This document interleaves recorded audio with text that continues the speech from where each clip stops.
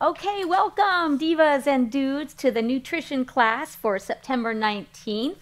We are doing Recipe Reinvent, and I'm so excited to get to share this with you. We have been going through a lot of discussion around healthy weight and around how we measure it with waist circumference and body mass index. We've been looking at, gosh, what really helps with decreasing body fat and maintaining muscle mass. We talked about, changing the ratio of our macros. I invited you to do a sort of a personal record keeping and kind of see how you fare as far as protein and calories, and just kind of getting a feel for being your own test subject. And so today what I wanted to do was show you how we can modify recipes to fit into a better eating paradigm. So, looking at how do we look at favorite recipes and kind of reinvent them to be healthier. And again, I know you guys already have so many great skills. So I love that you shared recipes with me. And I love how Shirley even said, well, I want to share a recipe, but I want to do a sweet potato recipe, but I don't have an unhealthy one. And so she shared a Paula Deen one, which I'd love to mess with. And so today what I want to do is look through some recipes that divas have shared, and then a couple that I had, and then, how do we go about kind of reinventing them? And so, and I'll also show you one of my very favorite YouTubers. You've probably seen him a few times, Derek Simnet, and he's going to show us some really great sauces because, when you think about eating healthy, so often people think it's going to mean it's going to be tasteless and, doesn't have flavor and it's boring. And so that's exactly the idea that I wanted to really put to rest and show you that, of course, eating healthy is going to be full of lots of flavor and pizzazz. And so as we go through our whole process, what we want to look at as we make the recipes healthier is, for sure, we want to increase the veggies. That's just an easy one, because anytime you increase veggies, you're doing what? You're increasing the volume of the meal while decreasing the calories, because veggies are low in calories. So anytime we add extra veggies, we're lowering the calorie density. And that's important, because when we look at calorie for calorie over these last several visits, we've learned that calories matter, portions matter. When I talk about your best foods list, portions are always the king. And so when we think about how can we decrease the concentration of the calories, of course the fats become the culprit. And a lot of the favorite old-fashioned recipes are laden with cream and fat calories and butter. And there's even one recipe I'm going to show you that has this beautiful high-fat fish. Which one do you think it is? Salmon. And what do? But they fry it. And sometimes they even put butter on it. And I'm thinking, that's the last thing we need to do to a salmon. But we need to learn how to cook it right so that we can really benefit from the natural oils and still have a really healthy dish without adding so much extra fat. Anybody want to guess how many fat grams in a teaspoon of butter? About 5. Teaspoon of butter does not go very far. 15 grams of fat in a tablespoon. And so oftentimes, before you really pay attention, you could easily add in an extra 15 grams of fat to the skillet and not even count it. And so that, I think, is a really important way that we try to track foods, is how we cook them, and of course how we prepare them so that we don't have to have a lot of added fat. So when we think of adding vegetables, we want to add lots of color. And so I'm going to show you a couple different ways that we do that with color and using peppers and tomatoes and, of course, those bright sauces. Because what we want to do is have sort of our mantra of, when we shop, we look for produce. We always have a regular list of items that we get from fresh as well as frozen, because truly, when we start thinking about adding more goodies, we don't want to have to run to the store all the time. So adding frozen to our grocery list is a great way to go. And then I've got this beautiful picture where the soup is a complete meal and it's one ingredient. It's dried split peas. So you're going to really see that adding split peas to your menu, as well as other legumes, and we call them pulses. That's kind of a funky term. It's more common in Canada than it is in the US, but pulses refer to those beans and legumes and even seeds and nuts that are pulsed into a creamy, beautiful texture. So it makes it such a great way to add protein and fiber and flavor, and it's a one ingredient item. So that split pea soup was one that was in my little recipe book, and so I hope some of you have seen that one. I'm getting close to having my second redo of that one. And also in this picture I have the beautiful pomegranate. So I really wanted to make this slide to help us remember that the pomegranate is a seed that we learned way back when we looked at the Mediterranean diet. And of course, that's my logo, is the pomegranate. But the pomegranate seed is such a powerhouse of nutrients. You can use it as a juice. You might have seen pomegranate juice. You might have seen pomegranate vinegar. But also, don't be afraid to just open a pomegranate and use those seeds as a condiment. So it's beautiful on a salad, it's beautiful in quinoa and rice. And so adding in such a high fiber, nutrient packed seed is a really great way to go, because we know we're adding in so many nutrients. And whenever you can, you want to think of adding something fresh, something cold, something crispy to a meal. So you can see there in that soup, I didn't just stick with the one ingredient soup. What did I add on top? Can you guess? Hemp seeds.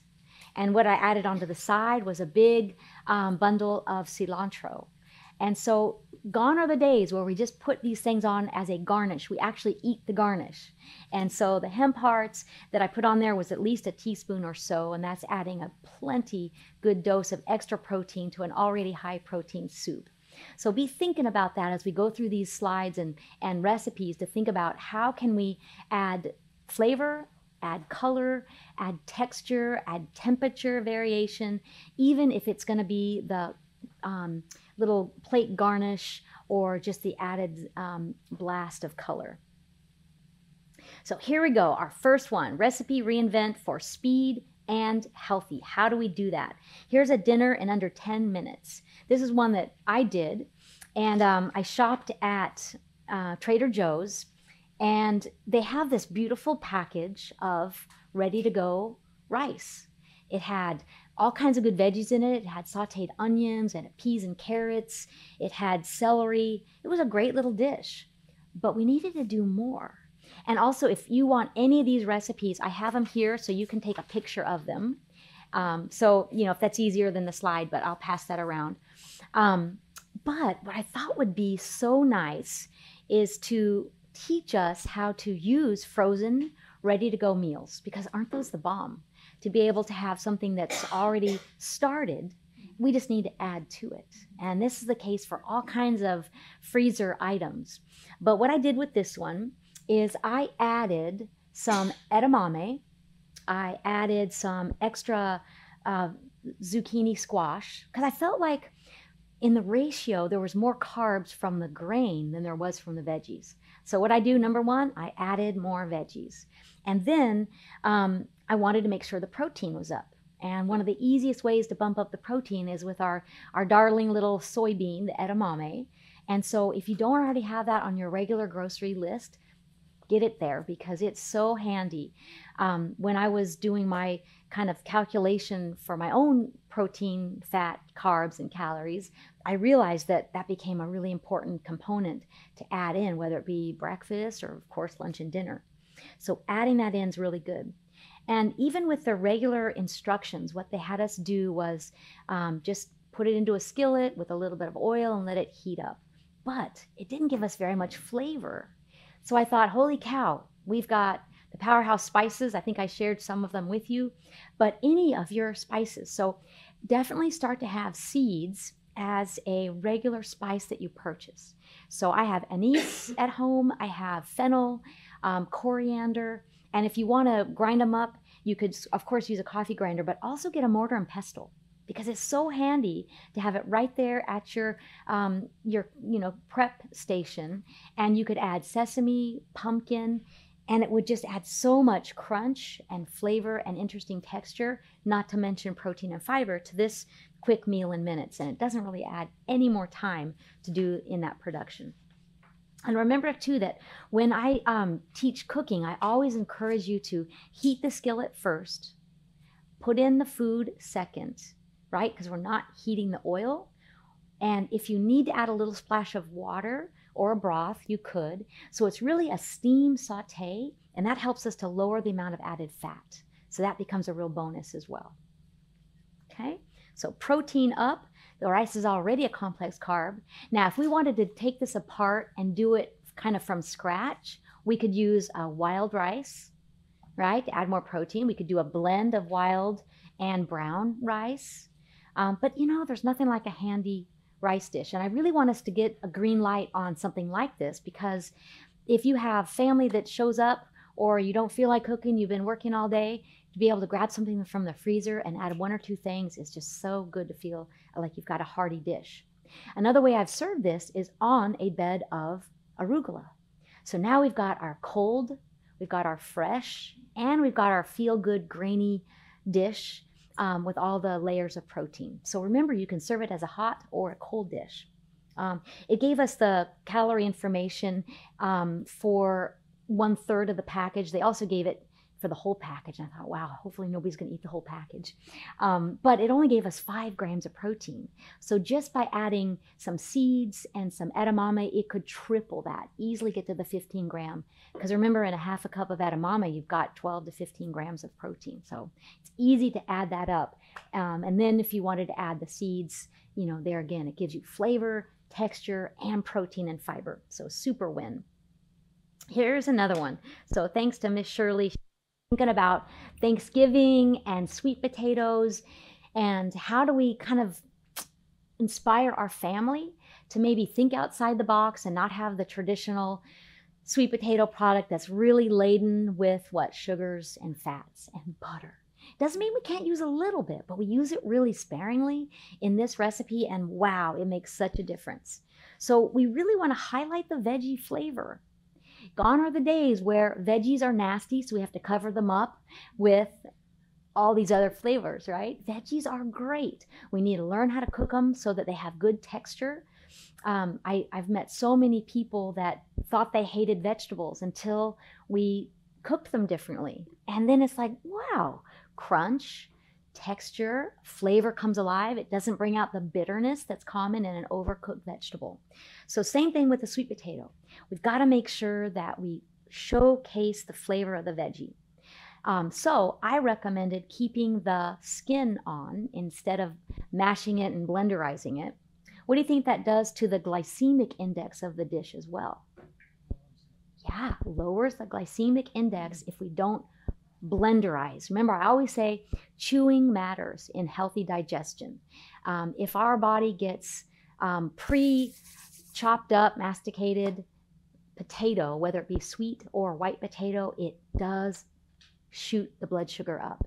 And what we learned in the previous weeks is that one of the most critical things about metabolic syndrome is our insulin. So if we have foods that constantly are asking the pancreas to put more and more insulin into our system, our body eventually becomes sort of lazy, insulin resistant. So 2 things are happening. The pancreas says, I give up, I can't make enough.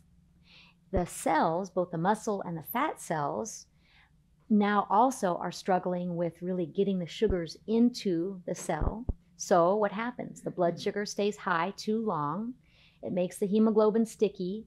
So you get tired, you start getting elevated blood sugars, and you get death of cells and cascade of events that we know of now as metabolic syndrome. And so we don't want that. So keeping those potatoes intact with the skin on is double whammy good. And it gives a little texture. So the other thing I really like about this recipe that I varied was I took out so much of the sugar. And so as you kind of look here, I used garlic pepper. And honestly, I took this idea years ago. Gosh, it was probably when I still lived in California. So probably in 1987.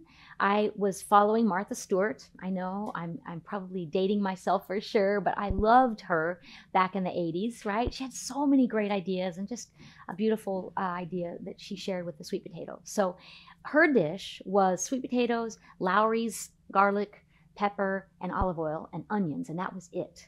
So this one was sort of in that flavor, but I thought, well, why don't we just up the flavor profile, make it feel a little more fancy by adding in some of the citrus? Because sweet potato goes so well with citrus. It wants to be sweet. And so we want to give it a little kick of citrus sweet along with some of the organic coconut sugar that really has kind of a flavor profile of its own. It's similar to brown sugar, but it's going to give it a little more pop so that your palate goes, huh, that's a little different. And, you know, it's still a really nice sweet element. And so I also added in some currants, because how fun would it be to have a little texture of currant and the chopped nuts? And so what we're giving up is the creaminess of the sweet potato mash, but we're adding in texture variation so that now we've got a little more interest and intrigue in the dish. So granted, it might not work for everybody at your Thanksgiving table because it'll have stuff in it. I get it. But it might be a fun one to be able to play around with. And notice too, on this recipe, what I encourage is to put the currants in and even maybe the nuts in at the end. Now it becomes a real beautifier, right? It's adding beautiful color to the dish rather than getting hidden within the sweet potato. So roasting the sliced or cubed sweet potato with the onion, the pepper, the olive oil, getting that really well mixed together, let that slow roast. What happens to sweet potatoes when they roast? They get, yes, they get caramelized and sweeter, exactly. So again, we let the food do the work rather than adding in a lot of the, you know, extra sweetness. So I really think people will be pleasantly surprised. And the flavor of the onion also gets caramelized. So it's a really good combination. My family loved it. My boys were young when I started doing this one instead of the candied sweet potatoes, and they totally dig it. They still make it now in their families. And so again, it's such an easy recipe. And to make it a little more kid-friendly, go ahead and take the peel off. Not a big deal. You're still going to leave the potato in chunks, but you could peel them first, or maybe even leave some of them with a little bit of peel. If you've ever done a cucumber where you stripe it and you take some of the peel off, do that with the potato. And so now you've got a little bit in there, but it's not quite so egregious to see all the brown skin that, you know, might be more obvious. So it's a really fun recipe. And then notice here that this recipe asks for a topping. So it's even more brown sugar as the topping, even more butter, and then flour. So no thank you, Paula Deen. I think we can do a whole lot better and still get a ton of flavor and really feeling special with those added ingredients. And walnuts or pecans, either one. What else could you add for a different seed or a nut? You could do almonds. You could do the hemp hearts. You could do sesame seeds. You could do hazelnuts, chia. Yeah, so sky's the limit, especially if you do a little blend. So of course, leave out the flour, but do a little blend of your nuts. I even have used my Goin' Nuts in the tub, that granola I used to sell at Powers Bakery that was all nuts, but it had some cherry flavor with chia seeds. I've put that on sweet potato. It's so good. So again, cherry goes well with sweet potato. Sure, why not? And all those nuts. So again, think outside the box and use your typical healthy toolbox, which are those nuts and seeds and freshness. Okay, here's another one. Who doesn't love a chocolate chip cookie, right? Chocolate chip. So this is a cookie you can feel good about. And sharing with kids to really share the gift of health, not just a sweet treat, because we got to have both. And so I really love being able to do this. And of course, that's what I built Powers Bakery on, was how do we meet the palate in the middle, you know? And so getting something that's delicious, that's still nutrition packed, but if it doesn't taste good, why bother? So we got to make sure we got to find that sweet spot. So what I did here was you could use whole wheat flour, they've got some really good ones now. Even Icorn is organic, and it's a cup for cup equal measure to any recipe calling for flour, or a good quality whole wheat. And again, we're even finding organic whole wheat baking flour. So there's a lot of improvements on what we used to get, which was the enriched white flour that was really highly refined, and then they threw in a vitamin supplement, you know, to make it acceptable. So we don't have to go that route anymore, even if you want to stay with wheat. And the other thing I did was give you a ratio for my nut flour. So the Happy Baby, the Peanut Butter Crunch, you know, my cookies always use that nut flour blend to do what? Increase protein, increase fiber, and of course decrease the glycemic load that you'd normally get from regular flour. So whole wheat can do that. And you know, now there's even sprouted wheat flours that you can buy. And so don't be afraid to just switch out a flour and see what kind of change you get. Because I didn't do a whole lot of other changes in the recipe until I got down to the other add-ins. So once you get a good base chocolate chip cookie dough, you know, then add-ins are you know, unlimited. The chocolate chip cookie that we made at the bakery, I always added in just chia seeds at the very end, and it looked like little pieces of chocolate chip, I think, and it added extra crunch, and it was such a popular cookie. It didn't use the nut flour blend. It used a gluten-free flour blend, so that maybe the protein wasn't as high, but it allowed for a really good texture. And so again, playing with your base, starting with a variability in flour is an easy way to go. And to keep it as similar as possible to your favorite Toll House recipe, you might just get an organic, unbleached wheat flour and see what it does. It's going to absorb the fats about the same. So it's going to be a really easy, you know, switch. And then once you get really comfortable with the dough, you can start putting in add-ins. And what do the add-ins do? They add in all the nutrition, and it's really decreasing the glycemic load of the sugar. And so while, you know, in my variation, I used honey powder and I used organic coconut sugar, it still measures the same. So it's not really taking down the total amount of sugar, except that in a given cookie, you're getting a higher ratio of protein because of the flour and the seeds and nuts, right? So think of displacing the not so good calories with the good stuff, which is the nuts and seeds. So it's same way as adding in more vegetables. Here we're adding more seeds and nuts. But just remember, it's not lowering the calories. So portion still becomes king. Having 2 or 3 or 4 chocolate chip cookies is probably still too many, even if it's a healthy one. But chances are, if you use the nut flour blend, it will be very satisfying. Gosh, when you add coconut flour, it's pretty heavy. And so 1 cookie is enough. Even if you soak it in milk and get it all moist, 1 cookie is usually just right. Okay? So here's another one. This one I really love. Who doesn't love a bowl of pasta? And we always look at a pasta and think, okay, that's hands off. If we want to be healthy, we better not eat that. I actually got this one from Veganista. It's a YouTuber. She had this on Pinterest, and she did a good job with it. I'd say average. But as a vegan chef, I think she missed a lot of opportunity. And so that's why I wanted to share this one with you. It looks beautiful though. I mean, she's made this the real classic way, which is using roasted nuts and peppers as part of the sauce. She added fresh herbs. So to me, there's a lot of win on this. But I bet as you look a little deeper, before I even change slides, I bet you can guess what else we might do with it. We might add some protein, some plant-based protein. Right? We could add some crumbled tempeh. We could add, of course, the edamame again. We could change the pasta. There's so many great pastas out now that are loaded with protein. Lentil-based, bean-based, and then, of course, soy-based. And we're getting like 20 grams of protein per cup. So to me, that's a great win. And the textures are good. So remember, when you cook pasta, especially when it's not a typical semolina run-of-the-mill pasta. You have to be really observant, watch the noodle, get used to what it's going to look like when it's just the texture you like.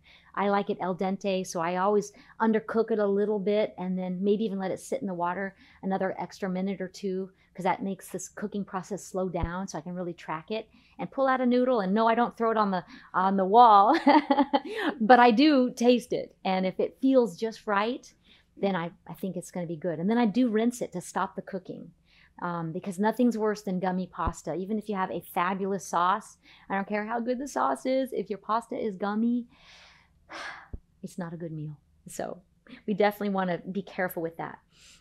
So what else could we do with this dish? Well, if we wanted to increase the fiber and the protein and even make it more plant-based, because let's face it, she was a vegan chef, why couldn't we do all of these add-ins and then really showcase it as a high-protein pasta dish, one that's covering all your requirements of that day? The calorie level was pretty good, and it wouldn't change it much to change out the pasta, add in some extra protein into the dish. And so I really think she missed the boat on that one. Look at this nutrition info. So when I did it with edamame, I did it with the soy-based pasta. It's not this cute little shape. It's more of a penne, so a little bit longer, a little more narrow. I have to say this is a really cute shape of pasta, but I can give that up in order to get the better protein. So for 237 calories, I got 42 grams of protein, 12 grams of fiber, and only 4 grams of fat. So to me, that is a rock star. So taking out the green peas, which, she notes that peas are a great protein.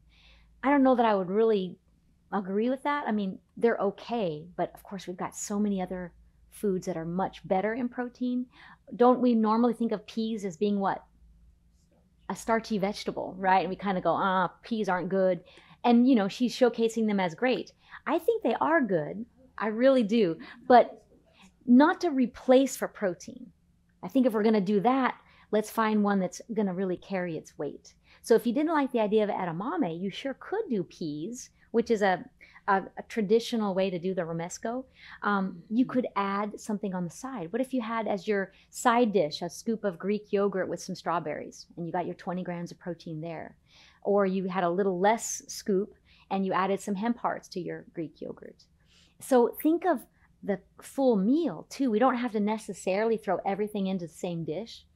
But I gotta say that sometimes even adding a little sprinkle of sunflower seeds is a really nice texture variation to a pasta. And so adding seeds, again, is a nice option. So here's another one, Reinvent pasta with a pow.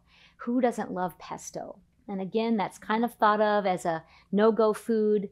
It's, if you're gonna do that at an Italian restaurant, you're gonna have to say 5 Hail Marys because you've just, eaten way too much.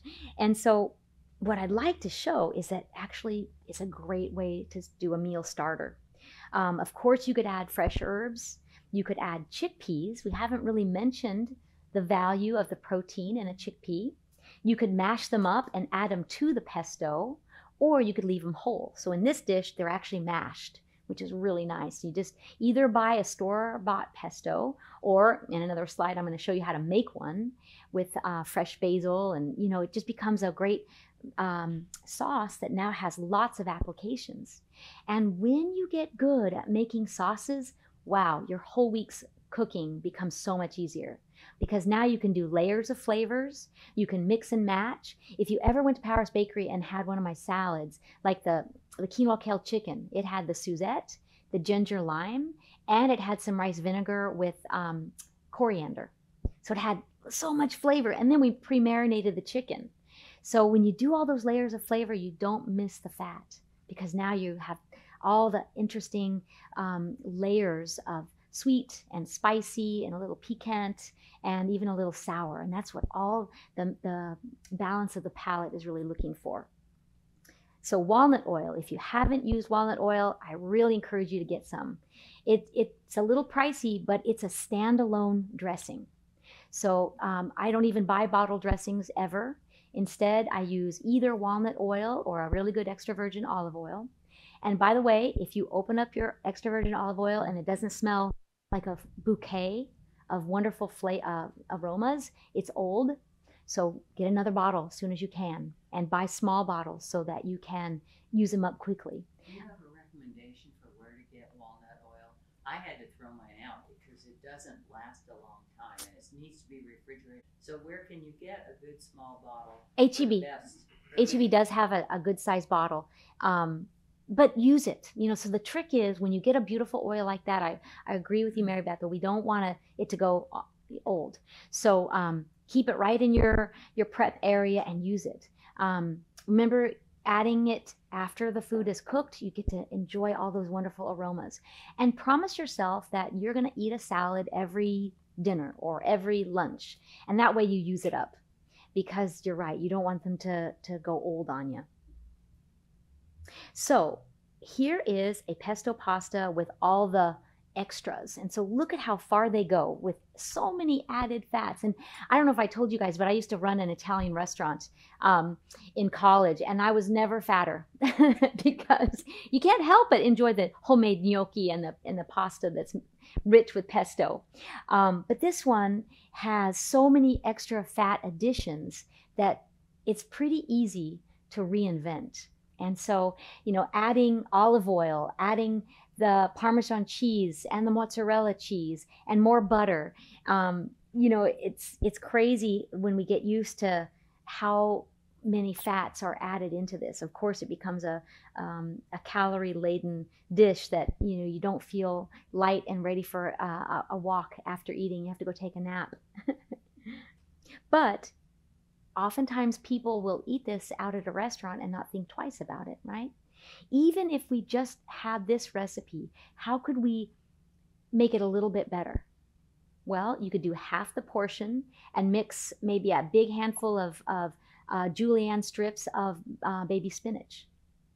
Mix it together. Like if you get some leftovers or some family brings you a pasta that looks like this, you can decrease the amount of the pasta and increase the veggies. You could add some shredded zucchini. You could add, of course, the greens. You could add more fresh basil. So think about ways to still make it lighter instead of having to go ahead and eat the high-calorie version.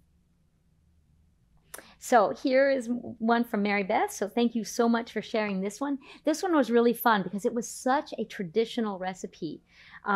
I even looked up kind of where this chicken divan comes from, and it was a restaurant in New York that made this famous, and it was back in the 30s. And it's actually a divan is a type of sofa. Did anybody know that? Yeah. We used to say divan. Oh, divan. Maybe so. There you go. See, the California in me comes through.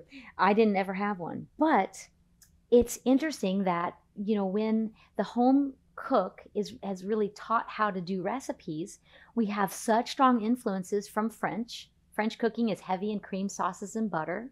And again, the French paradox still blows us away because while they eat that way, they don't have the obesity and the metabolic syndrome that Americans do. Probably because, what do you think?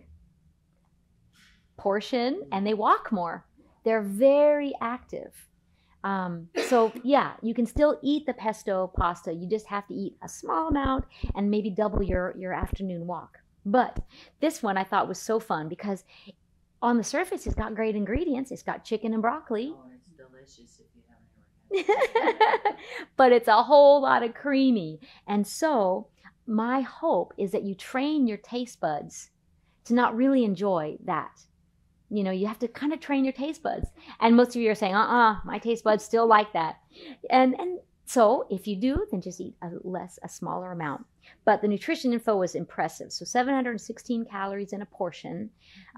Plenty of protein, right? Like I say, Americans don't eat light protein. We've never had a low protein issue, right? We've had a high calorie and highly refined sugar issue. And so this is a great example of that. But look at the grams of fat. So 37. not low fat for sure. And when we look at the ingredients, we've got Velveeta cheese, we've got slivered almonds, we've got sour cream.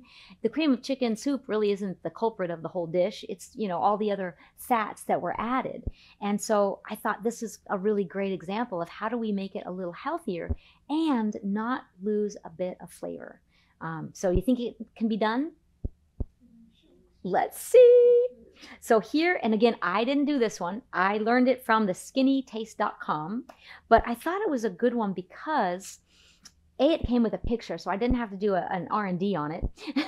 But the ingredient list was so similar. And she really did call it a healthier version of the chicken divan. And she really looked at how to pick and pull different layers and still have good flavor. She used the broccoli florets. She used olive oil spray instead of as much olive oil. She used light mayo. She used lots of good flavor, 1 tablespoon of butter. I think that was down a lot by 3 or so. She used shallots, which added more flavor, fat-free milk. She used the sherry, which I think was really the flavor that carries that special divan element. And then she used a little bit of cheese, not a lot of cheese. But I bet looking at this, you guys could even come up with some other ways to make it a little lighter. For starters, we could even add more broccoli, right? We might be able to do a layered dish. If you guys ever had my broccoli cheddar bake at Paris Bakery, it was similar to this. And what we did was marinade and roast chicken, so it was really moist. Then we dressed broccoli with some spices, some shallots, and some cheddar cheese. We mixed that together, and we layered that on top of the chicken, and then we put a little more cheese on top. So the cheese and the fats that we used were really a big wow. It wasn't hidden in oils or flour or other ingredients. We thought, okay, if we're gonna do cheese, we gotta make it visible so our eyes eat first, and we gotta use it so that it's just big, thick shreds. So the fat content of the broccoli cheddar bake was 7 grams of fat, 42 grams of protein, and 318 calories, because it was just chicken, broccoli, and cheese. Of course, the flavors, you know, the spices. But this one, you know, to Mary Beth's point, it's creamy. The broccoli cheddar bake was cheesy, but it wasn't creamy. So if that's the flavor you really want, I think this recipe will do it justice. It's got a lot of great creamy options. Light mayo, I'm not a fan. I think if you're going to use mayo, it's only 2 tablespoons. I would just use a olive oil based real good mayonnaise, because light mayo often will do what? Sugar. Yes, it separates and it adds sugar. So sugar in place of fat, you know, is kind of the mantra of low fat products, and that doesn't help us, you know. So it definitely is a way that, you know, we could probably adjust this one a little bit. But we could also use a fat-free condensed milk. Have you guys ever used that? When you're trying to do creamy, Sprouts sells a fabulous fat-free milk. It's not condensed, it's just evaporated. And when you want to do a rich dish, it's a fantastic substitution. You mean condensed or evaporated? Evaporated. Okay. Yeah, evaporated Because skim. Condensed is so sweet. Right. That's what I was saying. You don't use the condensed because you don't want the sugar, but evaporated skim milk. Yeah. All right, on to another one. So a sour cream based dill sauce is really a classic, delicious sauce. And, you know, we don't use it very often here in Texas. I think dill is hard to grow, but I have found frozen dill. Again, at Sprouts and at Central Market, you can find these little, they're little pouches of frozen fresh herbs. And dill is a great one for this. So if you decide to try to make a dill sauce, I'm going to give you a recipe in a second. And just remember to add the fresh dill or the frozen at the end of the recipe. Don't let it get chopped too much, and you still get a really good flavor of that dill on top. And I do use dill seed, which I think is fabulous. So if you don't have the option of finding fresh dill, dill seed is a great substitution. Again, you could use your mortar and pestle, grind it if you don't want to actually bite a seed, but it's such a nice addition. Caraway is also a really nice combination to dill. And so again, having seeds on your prep table so that you are thinking about, what do I want to add to this dish? Adding seeds gives so much flavor and a rich source of polyphenols. Remember, that's that term of nutrients that are plant-based antioxidants. So we want those polyphenols, and anytime you can add fresh herbs and seeds, they are loaded, which is really why I use the pomegranate as my logo, because it's such a rich source of polyphenols. All right, so let's see. This one, hopefully you can see that really well, 22 grams of fat.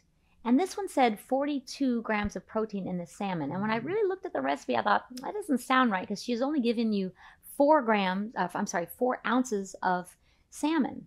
And so I looked up the actual, calorieking.com, how much protein do we get in 4 ounces, and it's not 42. So I don't know what calculation she was using. 7 times 4 is 28. So she's really only getting 28 grams of protein in her little 4-ounce serving of salmon. And then when you look at that, boy, the fat is almost as much as the protein.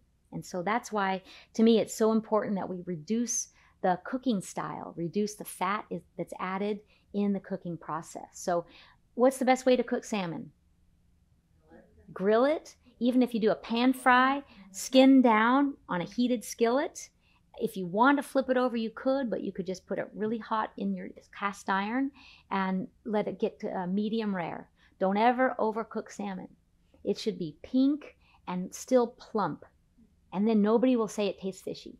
It only tastes fishy when you overcook it, and it oxidizes those beautiful omega-3s. And so anytime you get fishy, you think, oh, shoot, lost some of my omegas.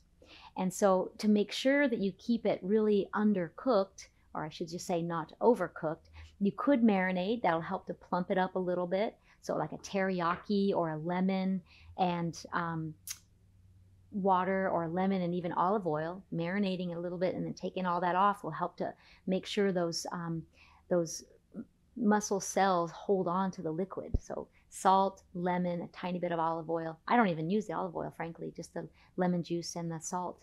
But that gives it a really good plumpness when you're cooking it. Okay, so now let's look at some sauces that I think are going to wow you and probably will be a mainstay of this whole recipe reinvent for you, because whether we're making pesto or a romesco or a dill sauce, or we're making chicken or salmon or even a pasta dish, the sauce matters, right?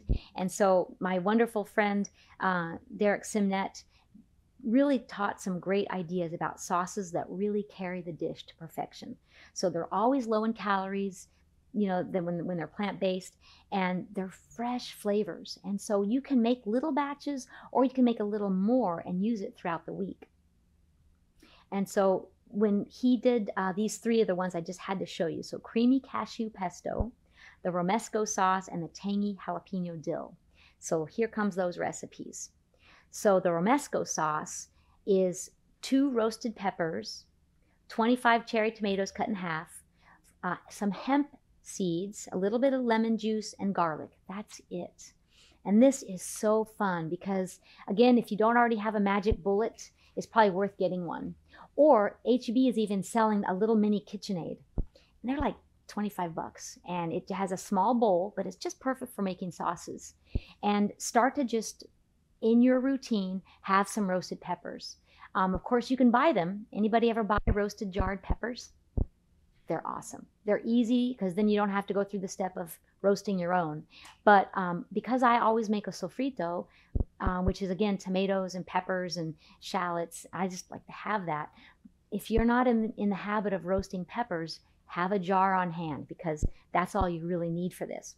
Cherry tomatoes, you can also put in the broiler and grill them up, and it gives such a good flavor. Hemp hearts. So the typical pesto and romesco sauce is made with ground up almonds for the romesco, or of course pine nuts. And so those are very expensive, and they're pretty high in fat and not nearly as nutrient rich as the hemp hearts. And heck, you've already got hemp hearts in stock, right? Absolutely, Suzanne. So using them up quickly means that they're not going to take up space in your freezer. too long, and you're going to get your fresh batch because you order them every month by Amazon, because that gives you the cheapest price. So I know you're already doing all that.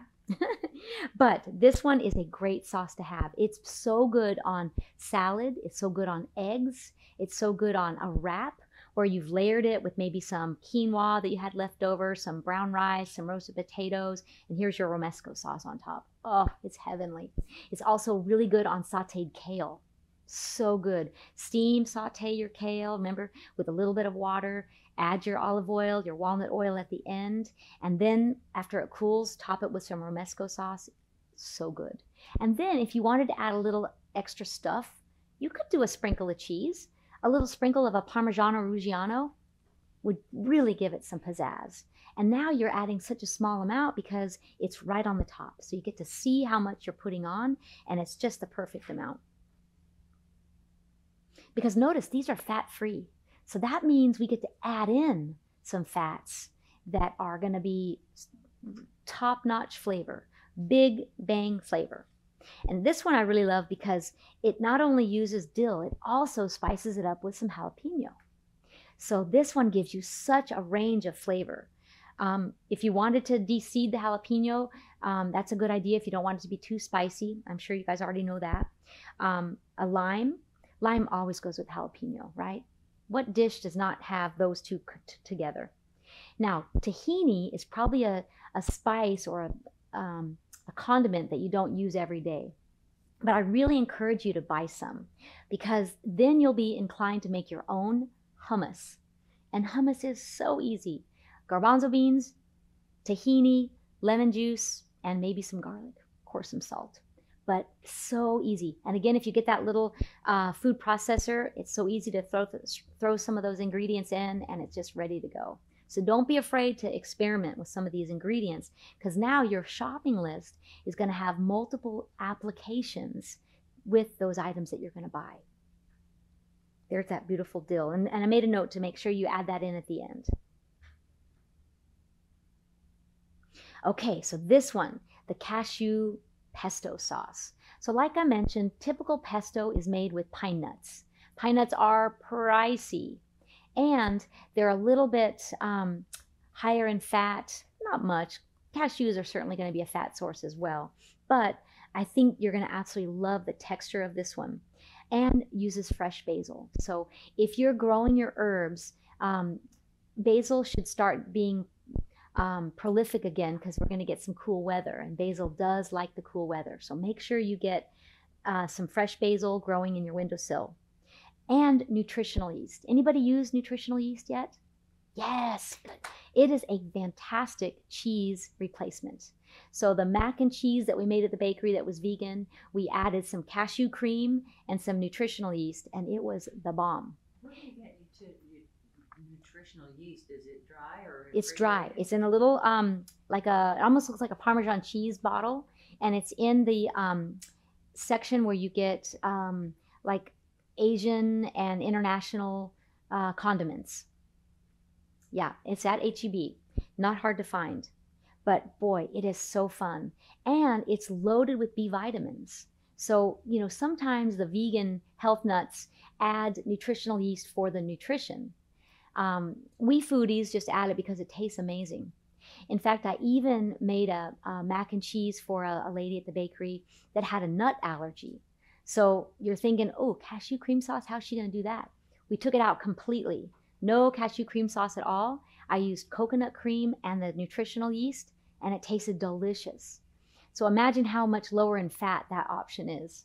You know, if you're trying to stay away from too many calories, you can cut the amount of cashew cream sauce and still get a great cheesy flavor using that nutritional yeast. So here he's got 2 tablespoons. If I were going to lower the calories of this, I might lower the cashews and increase the nutritional yeast. And that saves us on some calories. So when we reinvent with less calories and more nutrition, we absolutely get the benefit of both worlds. We want to think of flavor, we want to think of nutrition, and we want to think of what foods are not going to make us feel overly full. And in my little handout that I created for you, it's just little reminders, because the idea is that we really want to kind of carry these principles as we shop. I'm glad that you recorded some of the recipes and maybe took a couple of snapshots of the screen, because they're going to be so great to kind of get you started. But adding in protein-rich ingredients without fat, calories, is not hard to do. Yes, nuts and even edamame have fat in them, but much less than the fat ingredients. So adding sour cream and adding butter, those are such low nutrient foods that it's hard to add them in to a food and not have high calorie with low nutrients. Got me? And I just had so much fun making this little flyer, because that big bowl of smoked paprika is something that I want you all to include. Make sure you buy paprika fresh, and make sure you buy it often. So even if you have to get the little containers, and if you haven't purchased spices online, it's a fun way to go, because you can get a small amount. And of course, at the Powerhouse Spices, I use really fresh, bright colored red spices, because they're so rich in nutrients. So don't forget about those. And allowing your palate to enjoy pizzazz. So we do that by taking out fat, taking out sugar, and adding in citrus, fancy vinegars, oils that have some flavor. So again, you could marinate a garlic and a rosemary in your olive oil, and you can use less of it. You can, of course, buy the walnut oil, and the pistachio is such a great oil too, because it has wonderful flavors. And you want to be able to pick up on the subtlety of these natural flavors, rather than trying to use high fat, high salt, high sweet, which of course is what we call the sad American diet, right? That you kind of relies on those. And so now, as the American cook is getting more experienced, we don't have to rely on the recipes that our moms used, back in the day. Now we're learning from other cultures that we can do so much with marinades and fresh spices that we grow in our windowsill. And so make that part of your routine.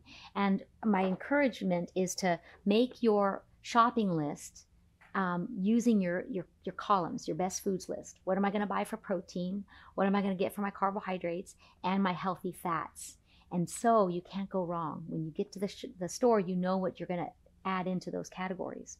And remember that legumes and pulses and leafy greens always rule when we're looking for adding nutrient density as well as the protein, because it always is going to add that bonus of fiber. So we really like to have those. And then seeds and nuts are always the add-ins that you can put at the top, so that you get color and texture, and of course the wonderful nutrients that it adds. So I hope this helps. And what we're going to do in our last visit of September is we are going to paint some days. So now you've seen what causes metabolic syndrome. You've seen how we've measured and we evaluate cultures. Some of you have given me some of your information so we can see the before, and now we're going to create the after.